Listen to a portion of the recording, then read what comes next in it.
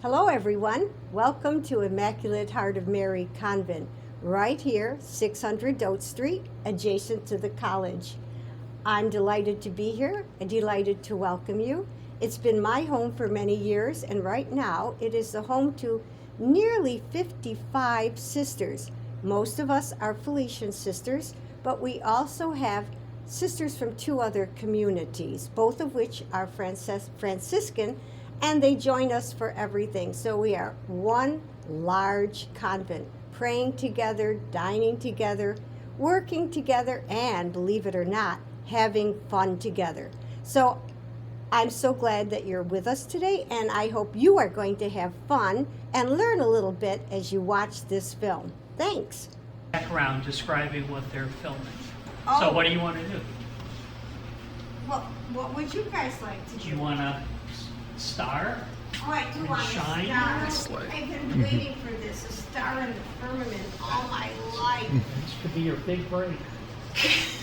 They keep trying to put me on Broadway, but I know they mean to tell this straight. Well, hello again, and here I am standing by an absolutely stunning mural by the local artist David Smith. As you can see, it depicts four very famous Franciscans. Well, maybe not all very famous, but pretty famous. So, of course, our very first man of the hour, St. Francis of Assisi. And you see in the background Assisi itself, events from his life, the people who were in his life. And then, for us women, here we have St. Clare of Assisi. Again, a little bit of Assisi, but more about a cloister, because of course she spent so much of her life in the cloister after St. Francis accepted her as a Franciscan. Perhaps you're not so familiar with St. Felix of Cantalis. Now, we Felician sisters are because, of course, we are the sisters of St. Felix of Cantalis. And this gentleman was a friar back in the 1500s who went about the streets of Rome begging alms for the poor and being absolutely marvelous and good-humored with so many people, especially children, so that he eventually became known as the patron of children. Now let's go a little bit further to the woman of whom you may or may not know a lot, but who is our foundress, Blessed Mary Angela Truszkowska. Blessed Angela's greatest desire was to help the needy, whatever way she could, whether it was spiritually, corporally, but above all, to help them achieve a better quality of life. So thank you, Blessed Angela, because we Felician sisters still try to do that today, including me. Thank you. Well, can you introduce yourself first of all? Sure. My name is Sister Therese Chmura. I've been a Felician sister for 54 years, and currently my role in this home is to serve as local minister. Now, local minister means just in this home. It's not all over the world or whatever. And minister means I'm a servant to the sisters here. So my job is to coordinate things, to keep things moving, and to make sure the needs of the sisters are met and make sure the house is all together. It's a challenge. There are 55 sisters ranging in age from 70 to 102. And so the needs are all different. Some sisters go out for ministry. They go work on parishes or one sister works as a musician in a parish. And other sisters have internal ministries. They take care of the convent doors and different things. And then some are elderly and just able to spend these days in prayer and just being with us. Is there anything else you would like to talk about? I'm a woman of few words, so probably not. But thank you. Thank you for doing this, and thank you for letting people at the college and otherwise know who we are, this mysterious red building on the campus, that we are alive and well in this. It's not so mysterious after all. Can you please introduce yourself? Hello, I'm Sister Barbara Marie Yushkevich, Juskowitz anglicized. I wanted to be a sister ever since I was a little girl. And I wrote to different communities, but my second cousin was a Felician sister, and when I came for her, final profession in our chapel, I said, this is the place I should. So I've been here a long time, ever since I was 13 or 14. So I didn't enter the community at that time. I wasn't old enough yet. How long were you campus minister? Not long, because actually I had a massive head trauma, so I'm not so sharp with dates and other information. That day I was the cook for our evening meal, and so instead of going in the car with the other sisters, I said I'll walk to school after I got things all set for supper. And unfortunately, I jaywalked. And so, because I loved outdoors, as I was crossing the road, as I was jaywalking, I was hit by a car, and what they told me, I don't remember anything, had massive head trauma, that I flew in the air, smashed the windshield of the car, then flew in the air and hit the curb. So I was in bad shape. Shortly after that, ended up at ECMC in the psychiatric ward. Physically, I was physically disabled, that I was still someone with something to give and share, even despite my disability. I don't remember, did I do anything in the college after that? I don't believe so, Barbara, but I believe that you are still a very vibrant member of this community, that you still give of yourself in being a spiritual director for Third Order, right? For some of the Third Order, and you're just an example for us that Felicians never give up. They just keep on going, like the Energizer bunnies.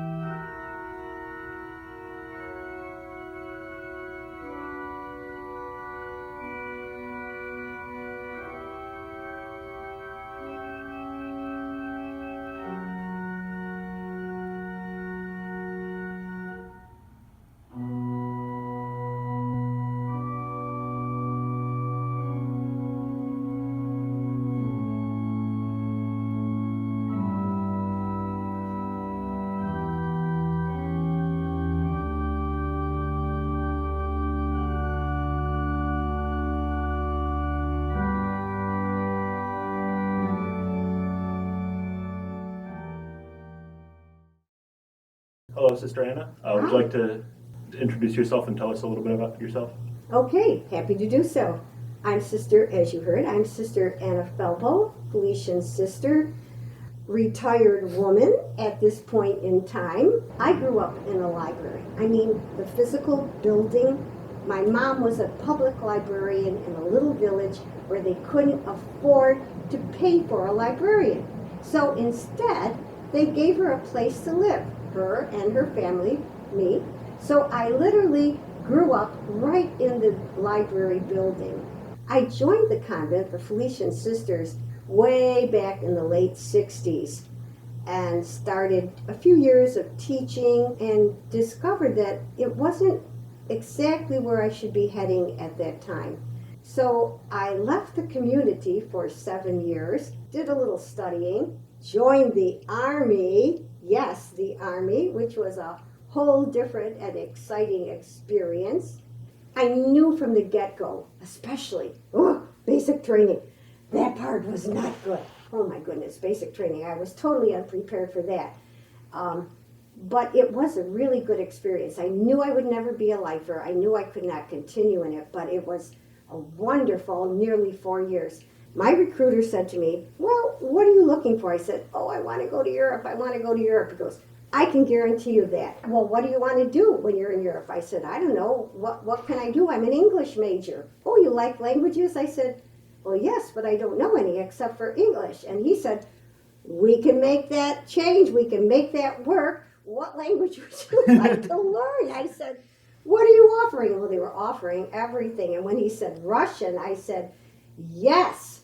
So I actually worked for the U.S. government in the Army for a year and a half. And it was a wonderful place to meet friends. I was in Europe. I had an opportunity to travel. And in the end, still felt the call of God deep inside to be a Felician sister. So I contacted them again and they said, hey, why not? You didn't leave us in disgrace. We'll take you back. And sure enough, that's what happened. It was early 80s by that time. When they asked me what I'd really like to do, it wasn't teaching. It was really library work. I desired to really help other people improve their reading, learn about the world through reading, through the services of the public library. Well, of course, as a Felician, for a while I didn't do that. But when I had my opportunity, I said, yes, I would really like to be a librarian. I became the reference librarian. A few years later, I became the director. So I spent 24 years at the college, and boy, they were good years, and there were so many wonderful students and faculty members, staff in general. It was just a wonderful experience. Helping the students especially become better students, become lifelong learners. And after 24 years, I said, maybe time to let someone else in, especially someone who might be younger, fresher, have new ideas. So I retired, and that was my library career. This is a statue of our beloved patron, Saint Felix of Cantillus. The official name of the sisters is the Congregation of the Sisters of Saint Felix of Cantillus. When our sisters in Poland would take the orphans around this town, they came upon the statue of Saint Felix, and they would pray there. The people there were amazed about the dedication of the sisters, and they says, there are the sisters of Saint Felix. Behold our name. Felix means joy, and joy is one of the characteristics of our congregation. Deo gratias means thank you in Latin. This is a whole aerial shot of the complex.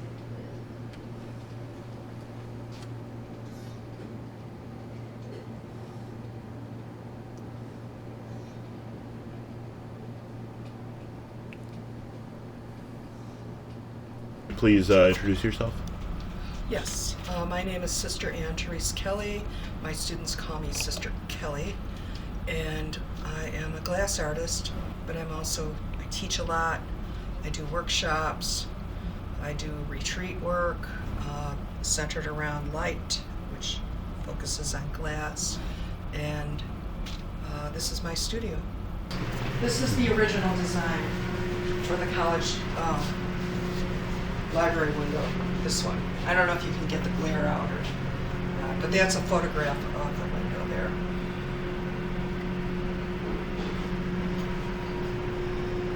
So you have Brother Sun, Sister Moon. Of course, it's contemporary, but there are mullions, so there's pencil lines in there that separate 12 window panels in the actual window. You can see it more in the photograph. Brother Air and Water down here. We have the stars. We have the tree of life here, which leads to Mother Earth. And so what look like leaves are actually the continents. You've got South America, North America, Greenland, Africa, Europe, up there. A very subtle cross coming through here. See that? I wanted it to be really subtle because, like you told me, Don, are you here? Oh, you're here. Because you told me that many of our students are not Catholic or even Christian, so I didn't want it to be so overwhelming that that they would be lost on the symbols. So I made it very subtle. Sister Marcella Marie Garris was the president then, at all the meetings. And she was like, yeah, but what about this and that? I go, this is a college that teaches a lot of art, so you want it to be contemporary. You don't want words all over the place. You want symbols and iconography. So I won the argument. And how do I look? Like an old lady. No, a beautiful young But that's what lady. I am. You got to be honest. All right, can you please introduce yourself? Yes, my name is Sister Marcella Marie Garris. I'm a Felician sister for 62 years. I was, my last job was president of Villa Maria College. And how long were you president of Villa? Well, I was president for 40 years, and before that I was the business administrator for 10 years. Well, I entered religious life in 1961, and I did some stints in teaching high school for 6 years about. And then I got this little note that said that I was mission to Villa Maria College. And that was my first job as that too, because I just graduated from college. And so I was thrown to the wolves and said, okay, now do this. So I was, learning back and forth until I could master somewhat the job. You mentioned 1961, so were you there from the founding of Villa, or? No, but close. Close, yeah. Well, I wasn't at the college in 1961, but I was in the order, yes, when the college was being founded. And it was not in that building. That building was built in 1963, I believe. As far as my vocation, if you're interested in that. Oh, I am. Yeah, I was taught by the Felician Sisters in elementary school and in high school, and no idea of going into religious life in elementary school. I was having a lot of fun doing a lot of different things, and not that religious life is not fun, but it was interesting that it didn't bother me. When I attended high school, I think I was inspired by the Felician Sisters themselves. I had wonderful teachers. They were fun-loving people. They were praying people. They were really good models to follow. And so I started getting interested a little bit in religious life. And I spent a lot of time with the sisters, driving some of them when I was old enough to drive.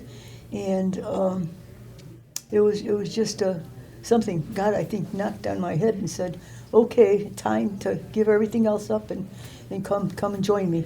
And so in junior year, actually, of college, I wanted to stop college, drop out of college, and come to the order. And one of the sisters said, finish, graduate first.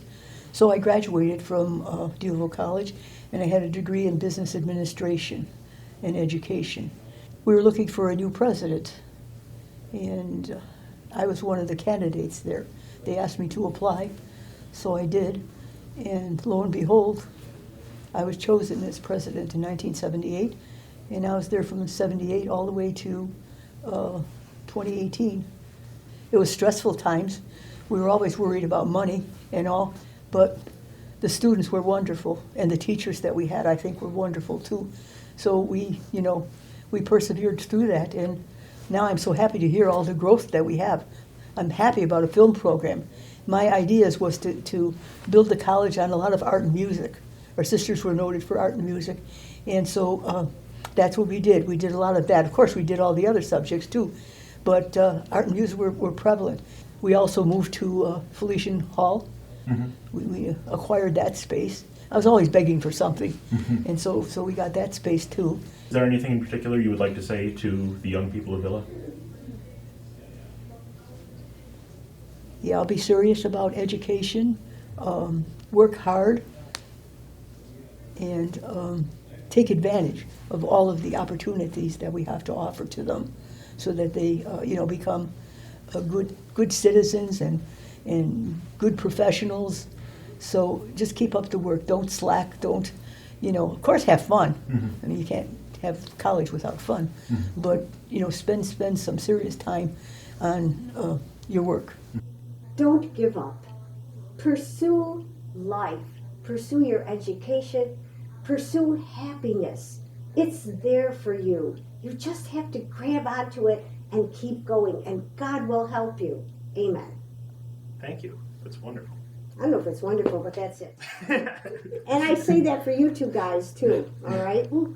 Take advantage of every help that you have there. There are people who are willing to help you. And if you want to, you can be a success, but you need to access the help that is there. And you have to have the drive and the will and something inside you that will help you be successful. Well, I want them to know that many of us are elderly, we spend much time in prayer, that we look out the window and we see the college and we support you wholeheartedly. We support you with our prayers, we support you with just our care for you, and when we see the lights on at night, we wonder, gee, they're working so late tonight, or we are very aware of your presence on the campus, and you are very dear to us.